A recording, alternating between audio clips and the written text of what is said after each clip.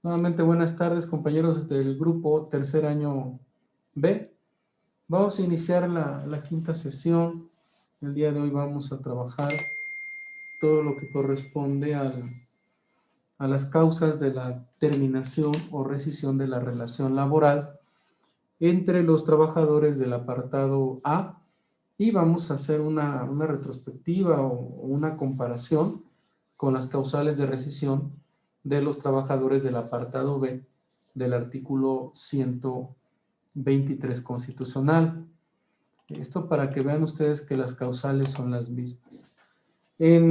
Haciendo un recuento de lo que hemos estado trabajando, enseñarles que nosotros iniciamos precisamente desde el artículo 2, el 1 pues habla de la norma. Empezamos desde el artículo 2 a señalarles a ustedes los principios generales de derecho del trabajo.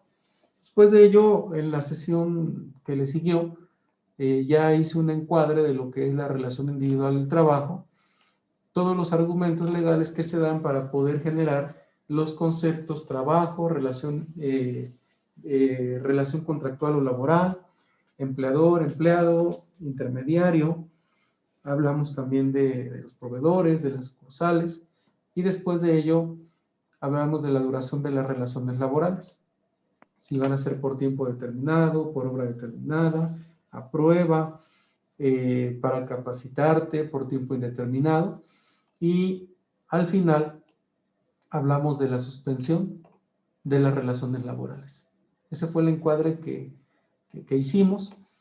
Sigue que abordemos la rescisión de la relación laboral, la siguiente clase, cómo se termina la relación de trabajo, para que entremos a condiciones de trabajo. Esto es, la jornada laboral, cómo debe de ser, los días de descanso, vacaciones, el salario, el pago del salario mínimo y que no puedes renunciar a él. Te lo dice el artículo 100, 101 y 102 dentro de las normas protectoras del salario.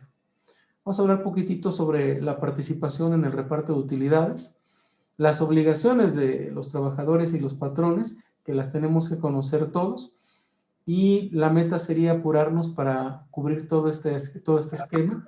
No voy a cubrir los trabajos en especial, voy a entrar a lo que es la Comisión Nacional de Salarios Mínimos para que vean el catálogo de salarios generales, para que nos enfoquemos en el título séptimo, en las relaciones colectivas de trabajo. Pero lo importante que tenemos que hacer al regresarnos a las condiciones generales de trabajo es el hecho de que ustedes aprendan a cuantificar prestaciones laborales. Ese es un requisito que ustedes tienen que satisfacer para su vida, para el entorno de ustedes, con la única intención de que se lleven algo adecuado de este módulo, algo que les vaya a servir por siempre, aunque no sean abogados, que conozcan este esquema. Ese planteamiento que les hago, entonces, abocarnos a la rescisión de las relaciones de trabajo.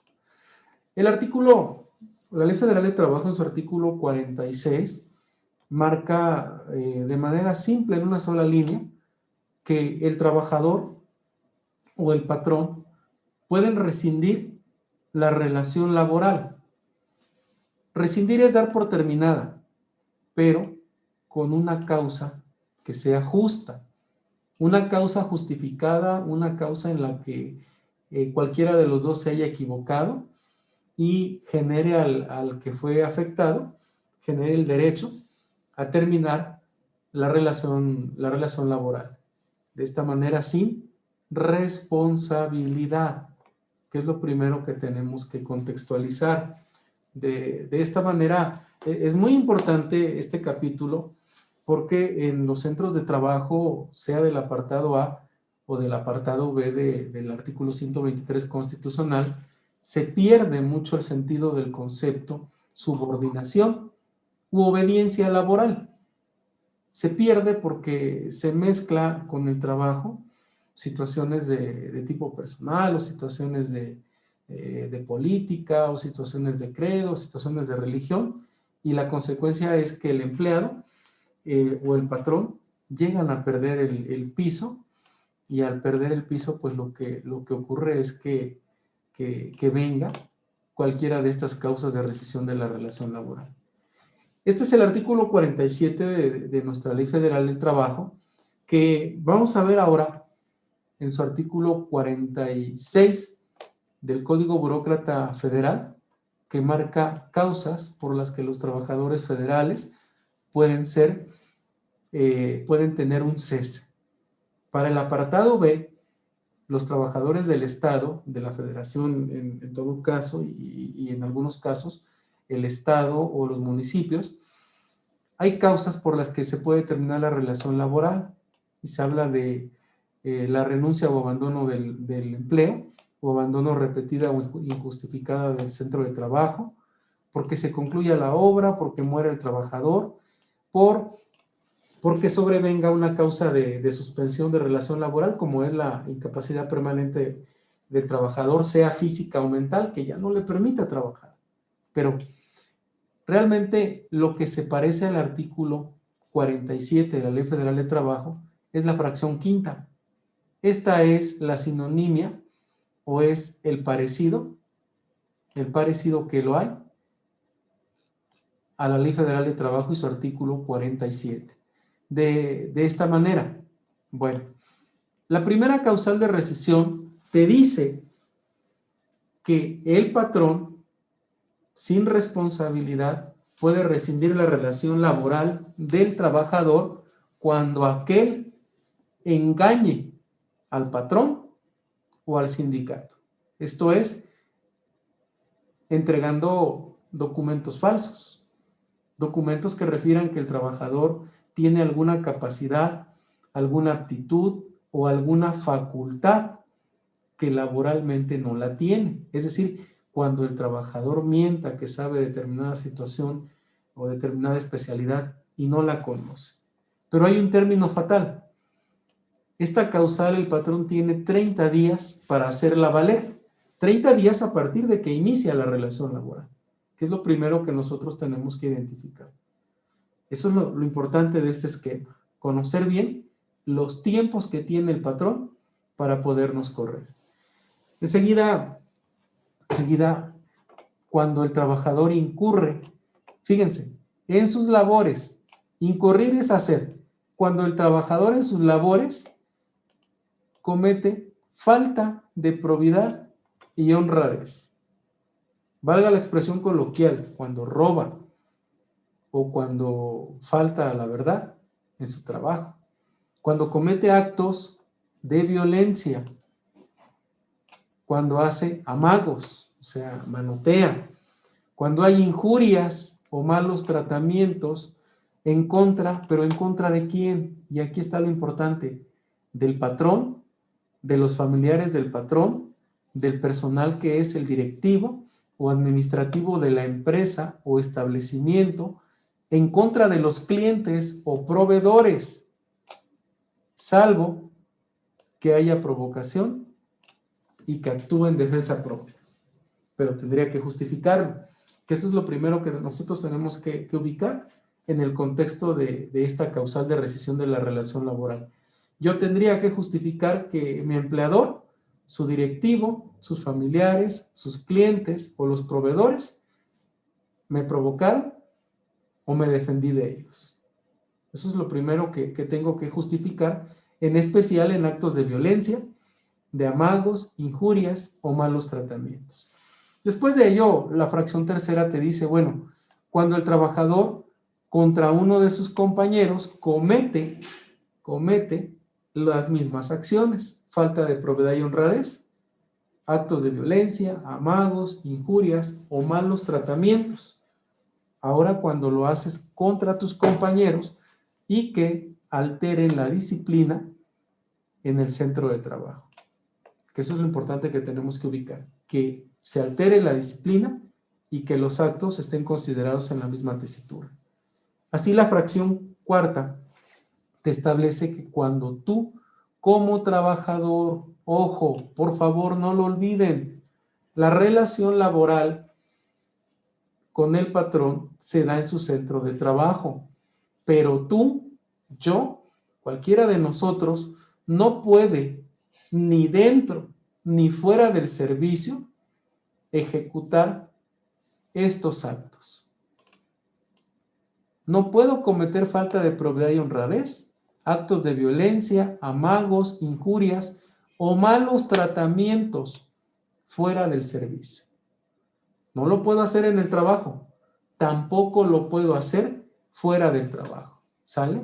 Esta fracción es muy delicada porque va enlazada con la fracción 2 y la fracción 3. Y ahí completaríamos el silogismo. El silogismo debe de decirte ahí, bueno, si el trabajador incurre durante sus labores o fuera de sus labores, faltas de probidad y honradez, actos de violencia, amagos, injurias o malos tratamientos en contra del patrón, en contra de sus familiares, del personal directivo, de los clientes, proveedores y de sus compañeros, como dije, dentro y fuera de las funciones laborales. Eso es lo primero que tenemos que identificar. Y si lo buscamos en la Ley Federal de Trabajadores al Servicio del Estado, lo vamos a encontrar también igual. Aquí está, miren. Cuando el trabajador incurriera en falta de probidad y honradez, actos de violencia, amagos, injurias o malos tratamientos contra jefes o compañeros o contra familiares de unos u otros, y te lo dice magistral el inciso A también, dentro y fuera de las horas de servicio, que eso es lo que vamos a ver que es idéntico. Después de ello, la fracción quinta te dice, cuando intencionalmente tú ocasiones perjuicios materiales en el desempeño de las labores o con motivo de ella. ¿Pero dónde? En los edificios, en las obras, maquinaria, instrumentos, en las materias primas y en todo lo que esté relacionado con el trabajo. ¿Cuál es la clave? Aquí la palabra clave es que yo deliberadamente dañe el patrimonio del patrón. Obviamente se lo tengo que pagar, ¿eh? Se lo tengo que pagar porque es de él.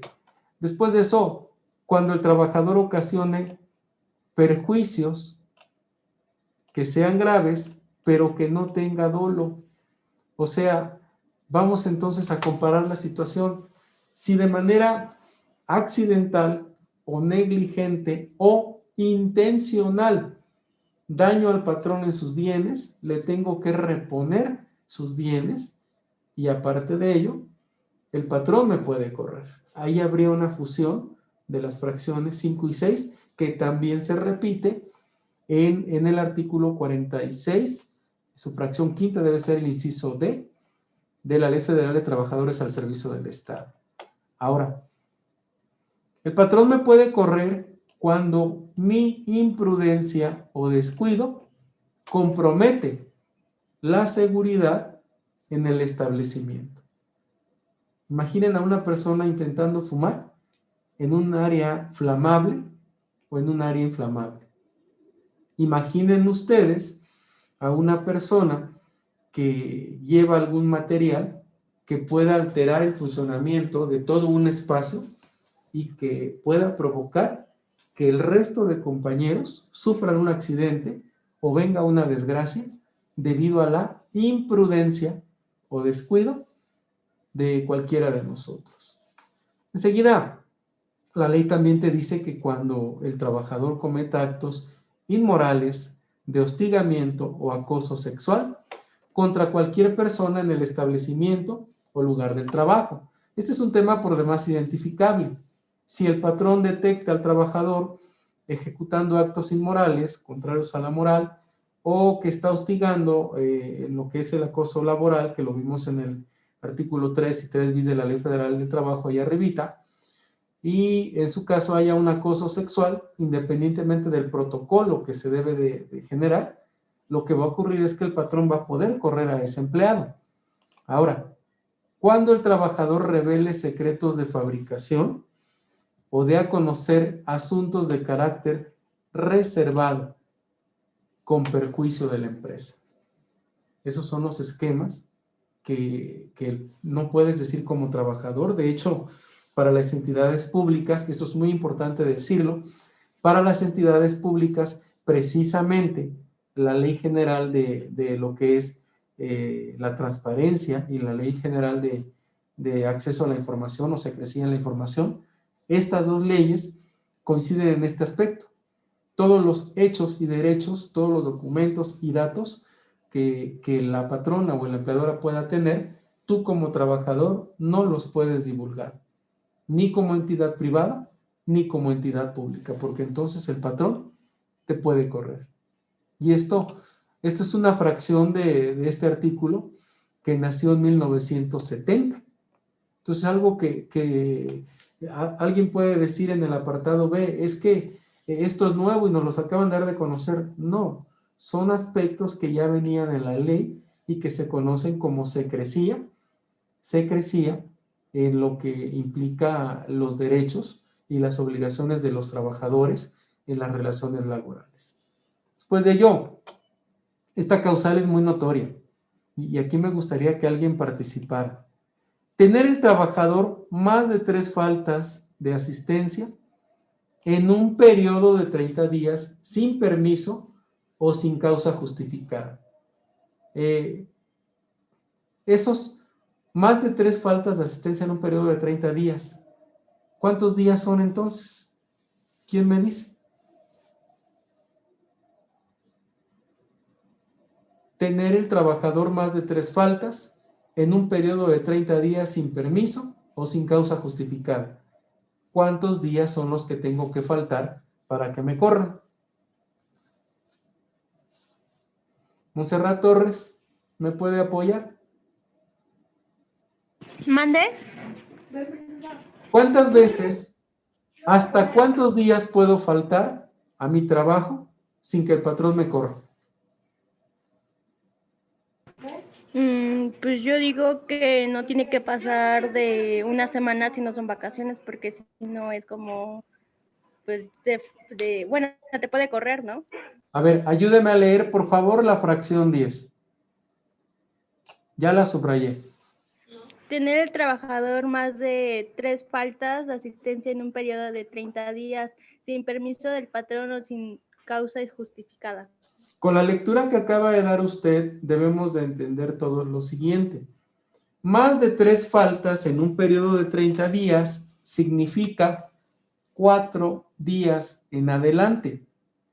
Si yo falto 4 días en un periodo de 30 días, ahí no dice por mes, ahí no dice por semana, ahí no dice por quincena, no dice por trimestre, bimestre, semestre, por año. No, leamos bien esa fracción. La fracción dice, tener el trabajador más de 3 faltas de asistencia en un periodo de 30 días. Significa, se interpreta, que el trabajador, si falta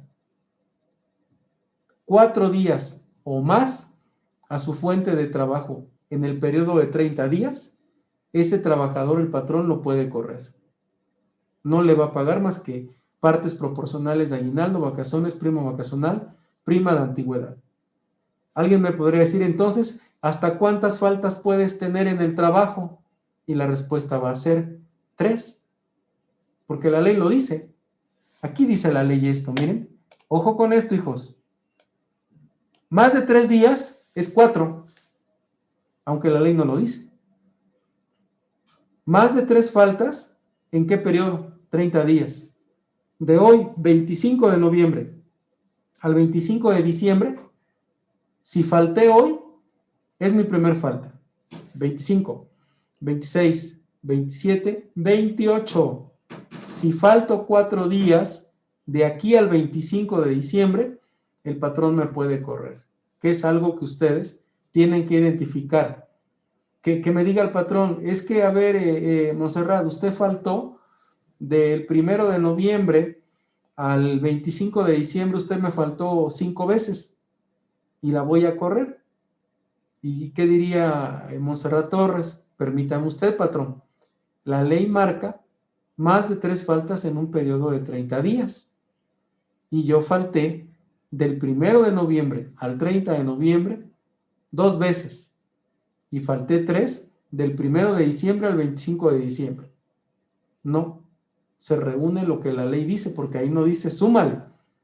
Ahí no dice súmale, ahí dice tener el trabajador más de 3 faltas de asistencia en un periodo de 30 días. Punto. La siguiente, el desacato, desobedecer el trabajador al patrón o sus representantes. Aquí me salí. Al patrón o sus representantes. ¿Dónde está? Secretos. Desobedecer al patrón o su representante. ¿Cómo? Sin causa justificada. Ángel, vete a vender este producto ilícito y me traes el dinero. ¿Lo debo de desobedecer? Sí, porque es una causa justificada. Ángel, estás contratado para vender o trasladar o transportar llantas o realizar alimentos, etcétera. Y yo digo, no lo quiero hacer. Ahí el patrón me puede correr, porque el patrón no entiende una causa justificada de lo que yo tengo en mi trabajo. Eso es muy importante que quede muy claro, porque el artículo 24, que ya lo vimos también ayer, el 24 de la Ley Federal de Trabajo nos dice, vamos a recordarlo, las condiciones de trabajo que se deben de contener. Por favor, nunca lo olviden. La duración de la relación laboral y los servicios que yo voy a prestar, en qué lugares, en qué jornada. ¿Por qué esto? Porque yo voy a desobedecer al patrón si el patrón no me ordena lo que está contratado. ¿Queda claro? Ahí está la claridad de lo que un contrato de trabajo debe de tener. Negarse el trabajador a adoptar medidas preventivas o a seguir los procedimientos indicados para evitar accidentes o enfermedades. Estas son reglas que vienen, que derivan de la Comisión de Seguridad e Higiene de los Trabajos. Esto es lo que nosotros tenemos que ver, y ahí adelante es lo que tenemos que tener en mente. ¿Qué significa en adelante? Observar todas las medidas y procedimientos y protocolos en los que yo tenga que evitar un accidente o una enfermedad. Es que yo por mi religión no voy a usar tapabocas para protegerme de la pandemia. ¿Sabes qué? Por norma laboral, por protocolo de la Ley General de Salud, tú tienes que utilizar careta, tapabocas, guantes, tener el lavado de manos de manera continua, y de esta manera pues sacas adelante la indicación que el patrón te da. Después de ello, está prohibido en un centro de trabajo que el trabajador incurra o llegue en estado de embriaguez o bajo la influencia de algún narcótico o droga enervante, salvo que haya una prescripción médica. Pregunto a ustedes, a ver qué tan hábiles son para razonar esta fracción. ¿Cómo puedo demostrar que un empleado llegó en estado de embriaguez o bajo la influencia de un narcótico o droga enervante? ¿Cómo se puede demostrar? Como patrón, ¿cómo demostrarían eso ustedes? Alguien dígame cómo. Hola, hola. ¿Sería por su comportamiento y haciendo un examen médico en ese momento? Pero, ¿qué tiene que ver el comportamiento?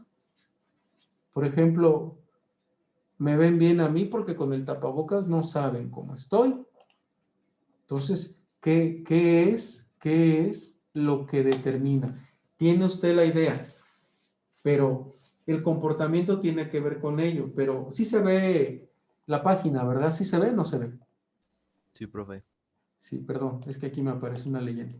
Bien, ¿cómo demuestro el estado de embriaguez en el trabajo o el influjo de droga o de enervante?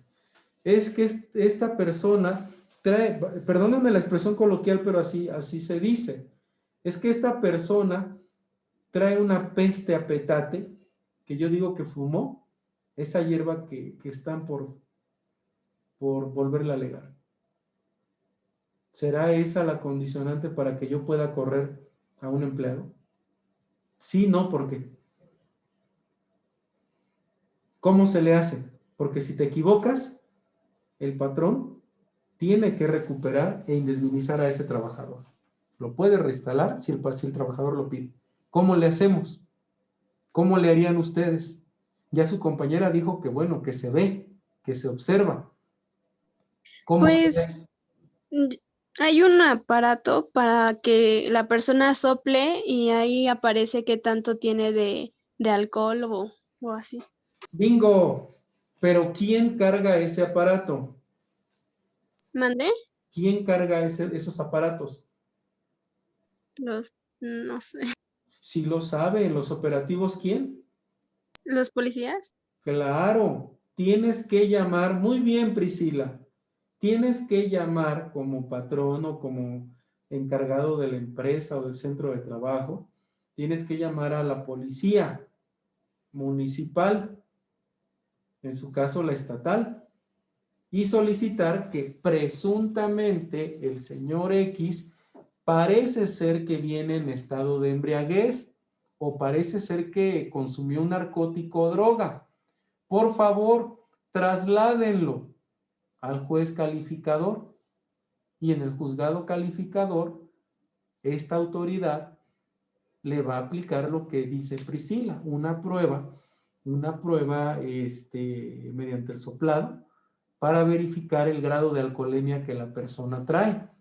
¿Quién le aplica eso? No los policías, un médico legista, un médico que tiene la experticia, la experiencia para determinar, con lo que decía su compañera Monse también, para determinar mediante la técnica de observación en el método científico si esta persona está bajo el influjo de narcótico o de droga o en estado de embriaguez. En el caso del estado de embriaguez, el grado de alcoholemia con este aparato que se utiliza efectivamente se va a determinar el grado de alcoholemia que tiene y en su caso con una muestra de orina para efectos de que se analice si hay alcohol y en qué cantidad, si hay un narcótico o droga y en qué cantidad, solamente así.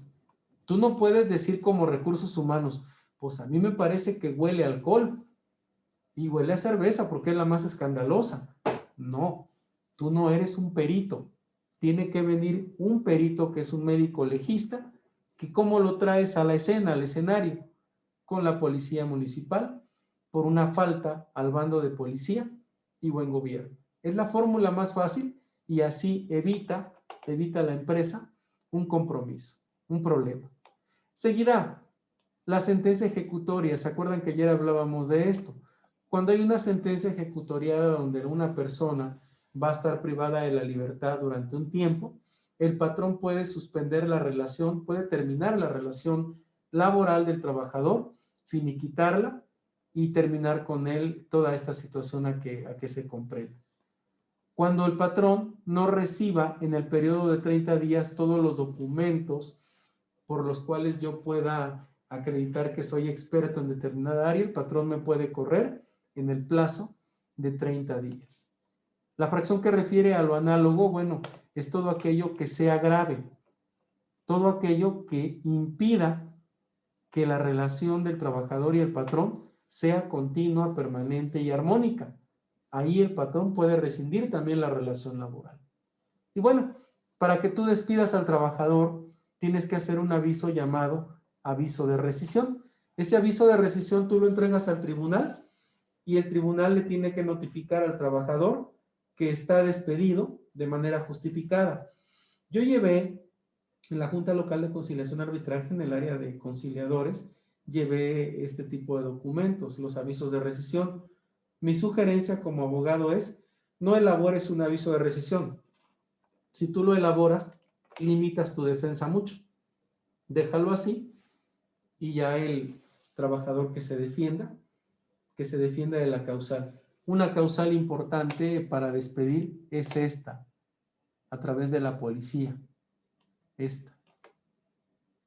Si tú llamas a la policía y el médico legista determina que tiene estado de embriaguez, droga o enervante, es un juicio ganado. Si además de ello el trabajador robó o golpeó o amagó a sus compañeros, al patrón, a los hijos del patrón, a los familiares del patrón o a los clientes, llega la policía, se lo lleva, le fincan, puede que sea un procedimiento penal, sea en fiscalía o sea por actos escandalosos una falta al bando de policía o en gobierno, y es una causal de rescisión de la relación laboral directa. En el caso de actos inmorales, también podrías llamar a la policía para que vea a los trabajadores que están ejecutando actos inmorales o que en vía de hecho es localizado en flagrancia ejecutando tanto el hostigamiento como el acoso sexual. Son las causales más fuertes. Cierre de clase. Priscila, ¿qué le gustó? ¿Qué no le gustó de esta sesión?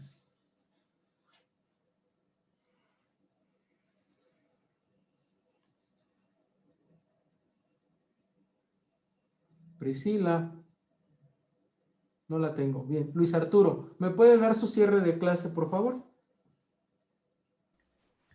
Pues bueno, lo que yo diría es que pues mediante las leyes federales del trabajo pues existe por ejemplo, cada norma que se debe establecer en un trabajo, también para los trabajadores y en la manera en que, por ejemplo, como lo decía, en cómo puede llegar el trabajador, en cómo despedirlo o cómo puede tener sus derechos el trabajador para que también no haya una afectación de él.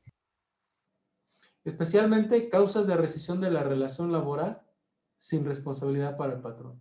Esa es la clave que tenemos. Gracias. Muy buena tarde a todos. Subo el video en un ratitito con la pregunta y nos estamos viendo. Dios los bendiga. Cuídense mucho. Hasta luego. Bye bye.